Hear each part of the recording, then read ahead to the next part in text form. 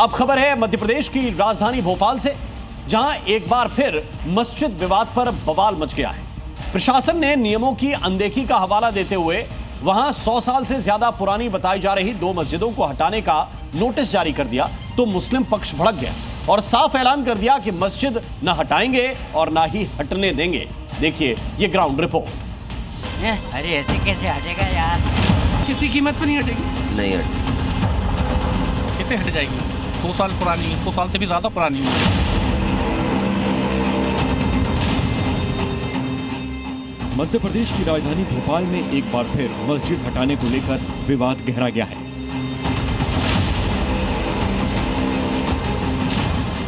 इस बार राजधानी के भदभदा इलाके में 2 मस्जिदों को हटाने का प्रशासन ने नोटिस जारी किया है, जिसमें एक मस्जिद दिलकश है और दूसरी मोहम्मदी मस्जिद है।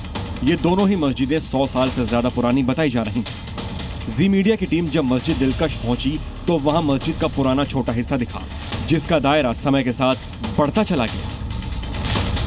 दिलकश मस्जिद पहले इतनी बड़ी हुआ करती थी, ये छोटा सा आपको मस्जिद का गेट नजर आ रहा है, लेकिन अब मस्जिद इतनी बड़ी बना दी गई है और इसीलिए जिला प्रशासन ने नोटिस देकर ये कहा है, या तो आप खुद इस अवैध निर्माण को हटा लें या फिर वो बलपूर्वक इसको हटा देंगे।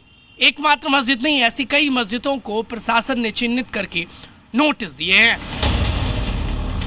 मस्जिद दिलकश को बढ़ाकर इतना बड़ा कर दिया गया है कि अब वहां करीब 1000 लोग एक साथ नमाज अदा कर सकते हैं, लेकिन निर्माण के लिए ना तो अनुमति ली गई और ना ही नियमों को ध्यान में रखा गया, जिस पर प्रशासन की तरफ से मस्जिद हटाने का नोटिस जारी किया गया, जिससे गुस्साए मुस्लिम पक्ष ने साफ कर दिया है कि वो ना तो मस्जिद हटाएंगे और ना ही उसे हटने देंगे। कैसे हटा देगी? अवैध नहीं है, पुरानी 200 साल पुरानी नक्शे के अंदर ये मस्जिद। खसरा है इसका 130 131 का, जिसमें कब्रिस्तान भी बसा हुआ, पीछे कब्रिस्तान है, 4-5 घर की आबादी है यहाँ पे। अवैध बता रहे हैं ना? कहते हैं अवैध बता रहे हैं। एनजीटी साहब कह रही है। एनजीटी 4 दिन की बनी हुई है एनजीटी। ये तालाब अब तालाब से वैसे भी तालाब से 50 मीटर दूरी पे है। किसी कीमत पर नहीं हटेगी। नहीं हटेगी। प्रशासन की तरफ से जिस दूसरी मस्जिद को हटाने का नोटिस जारी किया गया है वो है मोहम्मदी मस्जिद। एनजीटी की तरफ से वहां नियमों की अनदेखी का आरोप लगाया गया है, जिस पर मुस्लिम पक्ष ने दावा किया है कि जब एनजीटी नहीं बना था उससे भी कई साल पुरानी है ये मस्जिद, तो फिर किस आधार पर नोटिस दिया गया है। गुस्साए मुस्लिम पक्ष ने जी मीडिया से बातचीत के दौरान साफ कर दिया है कि वो मस्जिद को किसी भी कीमत पर हटने नहीं देंगे। हटाएंगे इस मस्जिद को? नहीं हटाएंगे। नहीं हटाएंगे। प्रशासन हटा देगा फिर? नहीं हटा पाएगा। नहीं हटा पाएगा। प्रशासन नहीं हटा पाएगा। नहीं हटाने देंगे। क्यों? वजह तो यार आप कैसे बता दें? वजह कैसे हट जाएगी? वो 100 साल पुरानी है, 100 साल से भी ज्यादा पुरानी है। वो इम्पॉसिबल है हटना। इम्पॉसिबल। 100 साल पुरानी है, वो ऐसे नहीं हटाएगी।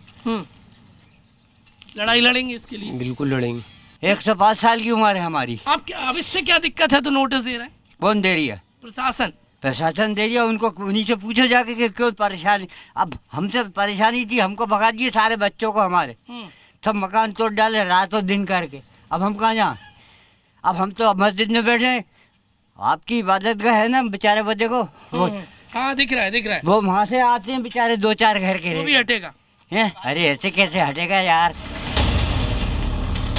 मस्जिद हटाने के प्रशासन के नोटिस पर मुस्लिम संगठनों में भी गहरी नाराजगी दिखी, जिन्होंने मुसलमानों को टारगेट करने का सीधा आरोप लगा दिया।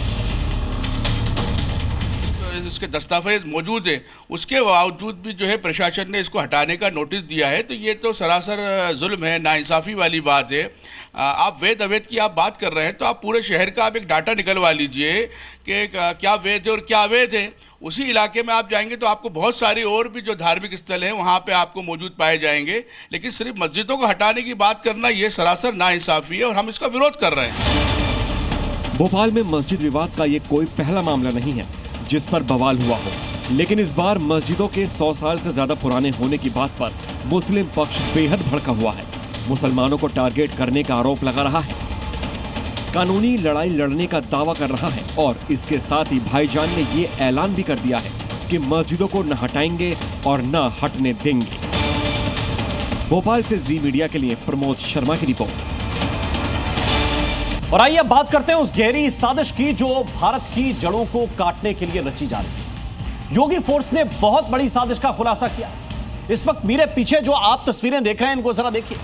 इनके तार उसी साजिश से जुड़े हुए हैं और ये उत्तर प्रदेश के अमरोहा के रहने वाले हैं। उत्तर प्रदेश के अमरोहा में 2 कट्टरपंथी युवक गिरफ्तार किए गए।